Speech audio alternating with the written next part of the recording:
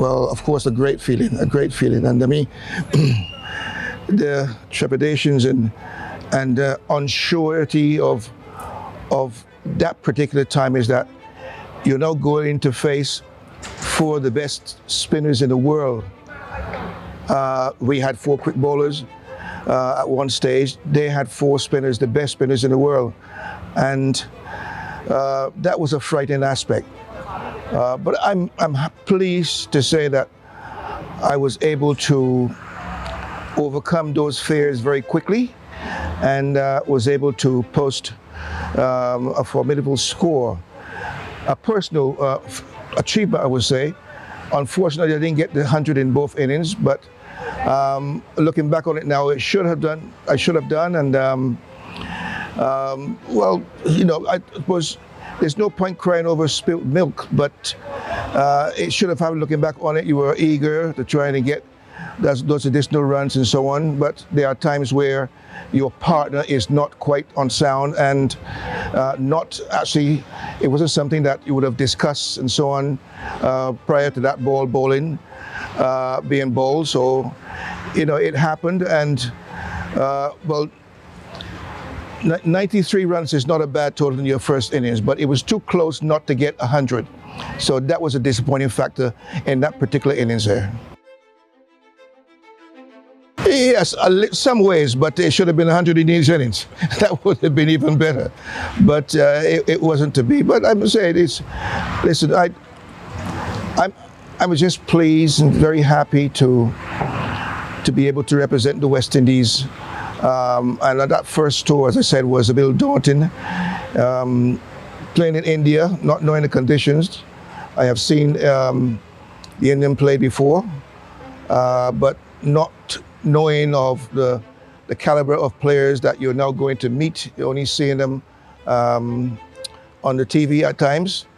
And it was something that you wanted to cherish, really, being the first time out there, and actually being an opening bats as well too. That in itself is pretty daunting, but it is something that you have to prepare yourself for. It's not, you can't say, well, I will open this match and the next match, or I don't want to open anymore. You either have to do it and love it, or you don't do it at all.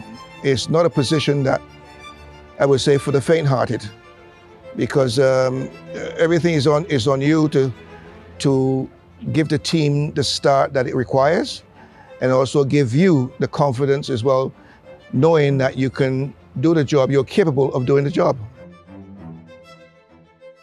Well, it was, as far as the West Indies is concerned, and also as far as Vip's concerned as well too.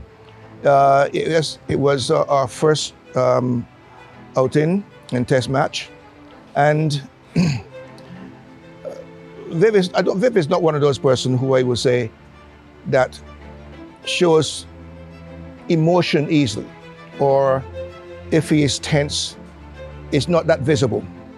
So, you know, he always had a lot of confidence, self-confidence in particular. So, you know, you couldn't watch him because he being himself, nobody else, doing what he does best. Love, like most of us, to be free in our stroke play. And, you know, throughout his career, that's what he was. That's how he's been. Not being inhibited in any way and wanted to play his shots. So of course, you know, it became one of the greatest players in the world, not just because of his runs and so on. I think in the matter of which, or how he approached the game, it was one of self-confidence. And throughout his game, throughout his innings, you could see that he was sometimes in a way overconfident.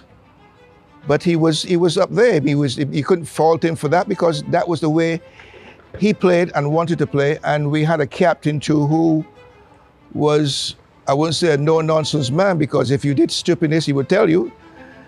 But he allowed the players to be free, not to be inhibited, to play the way they wanted to play.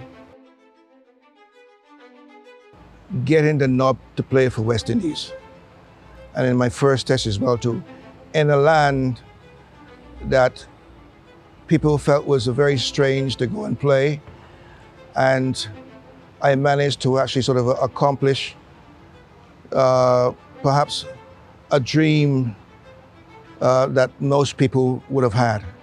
So I'm just happy to have had the opportunity to play for the West Indies, and also for as long as I was able to.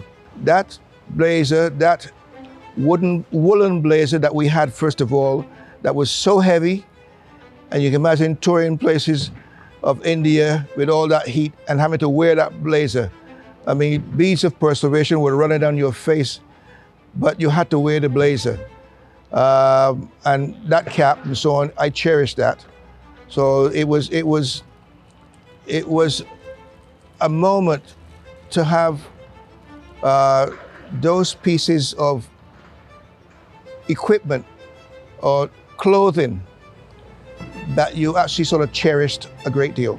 But we don't have the woolen blazer. We don't want you to put it on in the heat, but we got your hat. Oh, put on the hat. good heavens, yes. Here is your hat. This is your test cap that we borrowed from Cricket Legends of Barbados headquarters. So if you want to put it on again,